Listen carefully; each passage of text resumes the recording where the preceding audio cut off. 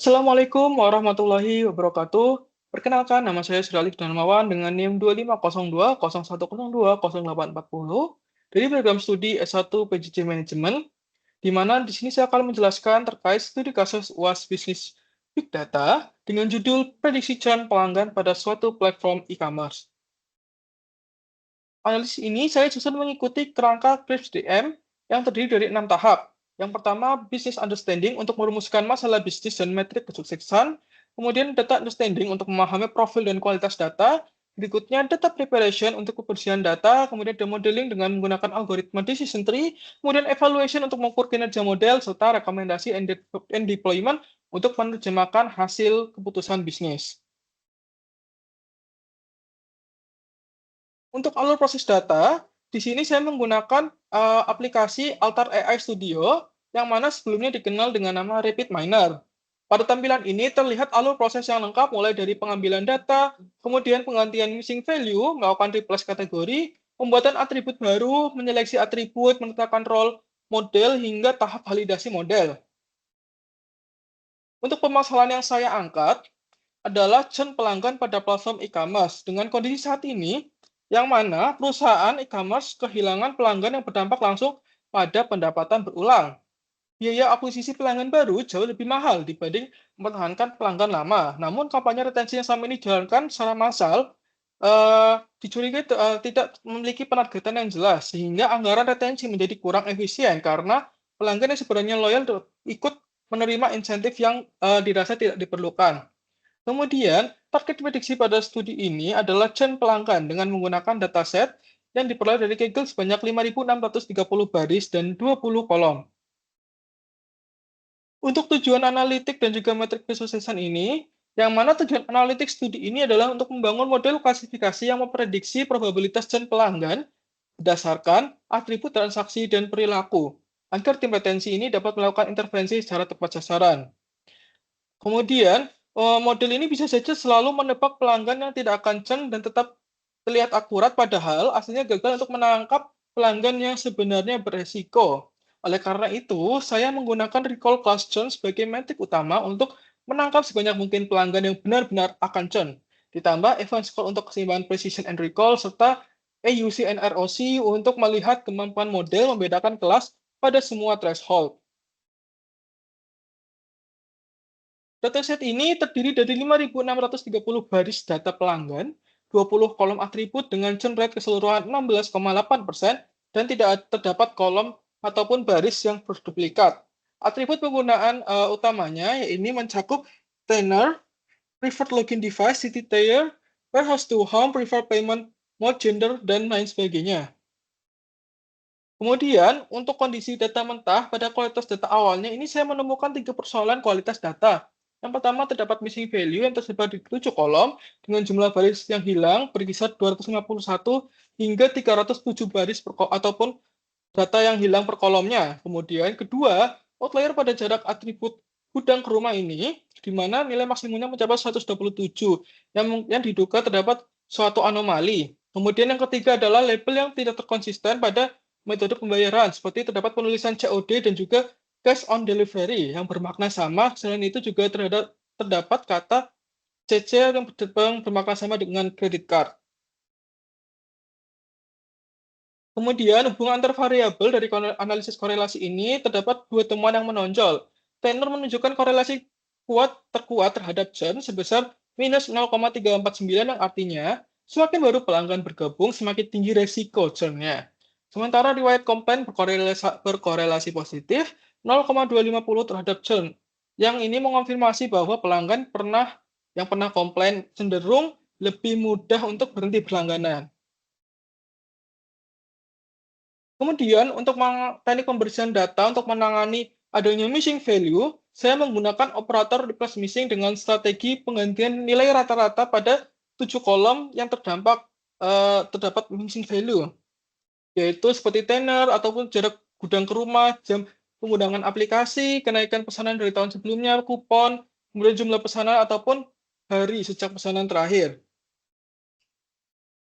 Yang mana tenor sebanyak 264, kemudian warehouse to home sebanyak 251, first spend on app 256 data missing, kemudian order amount high from the last year 295 data, coupon use 296 data, order count 258, dan juga destination orders sebanyak 307 data missing.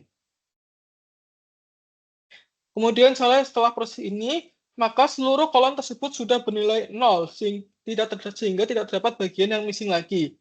Dan juga data telah terisi lengkap berdasarkan tadi rata-rata dari nilai yang sudah ada sebelumnya. Berdasarkan data yang telah diungkapkan.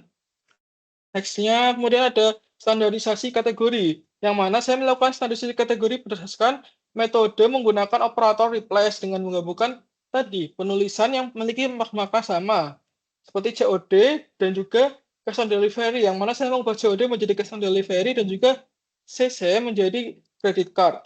Sehingga tidak ada lagi variasi penulisan yang berbeda kata namun bermakna sama. Berikutnya untuk outlier, yang terdapat pada warehouse to home ataupun jarak gudang ke rumah ini, saya melakukan melalui operator search for attributes dengan nilai maksimum semula 127 dikoreksi menjadi 36, sehingga tidak ada rentang yang terlalu jauh pada data ini. Sehingga untuk menyeleksi hal tersebut, saya juga mengeluarkan customer ID dari proses pemodelan, karena kolom ini hanya berupa nomor urut pendaftaran saja, tidak ada relevansi dengan untuk keputusan bisnis ini. Yang mana data ini juga sudah bersih, kemudian diberi label melalui operator set role pada kolom churn. Berikutnya, terkait pemilihan algoritma ini, saya menggunakan decision tree karena 3 alasan. Yang pertama, data ini mencampur atribut numerik dan juga kategorikal. Dan melalui decision tree ini mampu menangkap keduanya sekaligus. Kemudian berikutnya, yang kedua adalah algoritma ini mampu menangkap hubungan non-linear, misalnya efek tenor yang menurun tajam lalu melandai. Kemudian yang ketiga adanya decision tree menghasilkan keputusan yang mudah untuk dijelaskan kepada pemangku kepentingan non-teknis. Contohnya, jika tenor kurang dari 6 bulan dan skor kepuasan rendah, maka pelanggan beresiko untuk churn yang sangat tinggi.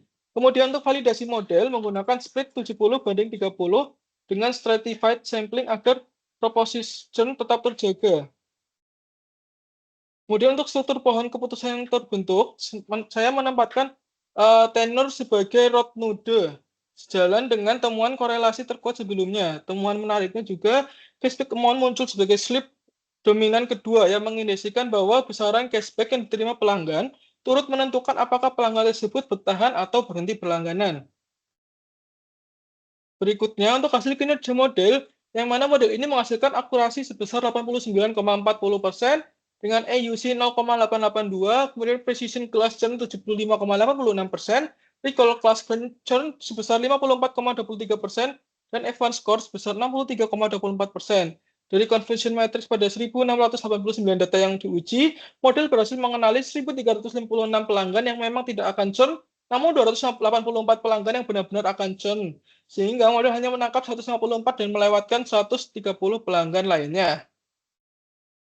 Untuk nilai AUC sebesar 0,882 ini menunjukkan model memiliki kemampuan diskriminasi yang baik antara pelanggan churn dan juga tidak churn. Namun AUC yang tinggi belum tentu tercermin pada recall di threshold yang defaultnya 0,5.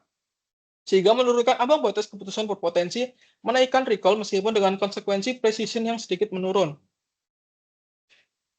Di sini kemudian untuk evaluation analisis kritis, saya menegaskan untuk poin paling penting ini yang mana akurasi 89,40% ini sesungguhnya dapat menyesatkan jika dibaca hanya sendirian saja.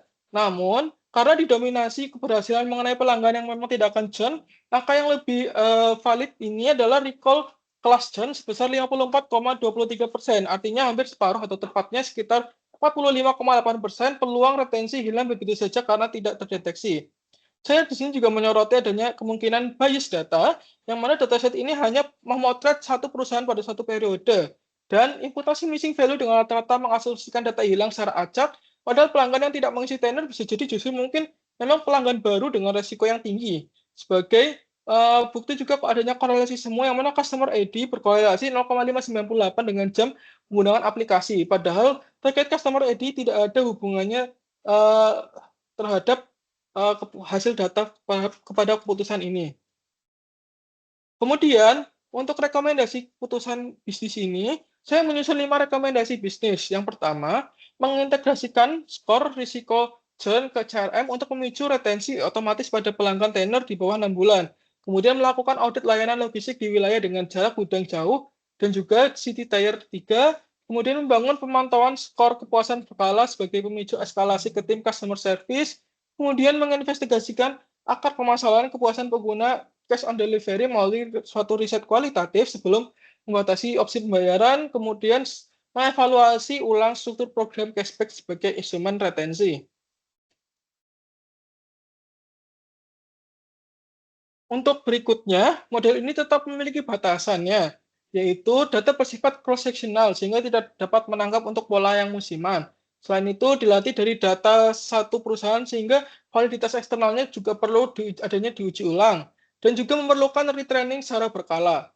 Resikonya meliputi adanya false positif berupa insentif yang terbuang ke pelanggan yang sebenarnya loyal, kemudian false negatifnya di mana 45,8% pelanggan churn aktual lolos dari deteksi, serta resiko kebijakan berbasis korelasi tanpa adanya uji kausal yang dimungkinkan bisa salah sasaran. Sehingga dapat saya simpulkan, untuk model ini berhasil mengidentifikasi tenor, cashback amount, dan juga skor kepuasan sebagai faktor kunci churn. Namun, untuk recall-nya masih 54,23% ini menunjukkan perlu adanya penyempurnaan lebih lanjut. Baik, sekian demikian presentasi dari saya. Terima kasih atas perhatiannya. Kurang lebihnya saya mohon maaf. Wassalamualaikum warahmatullahi wabarakatuh.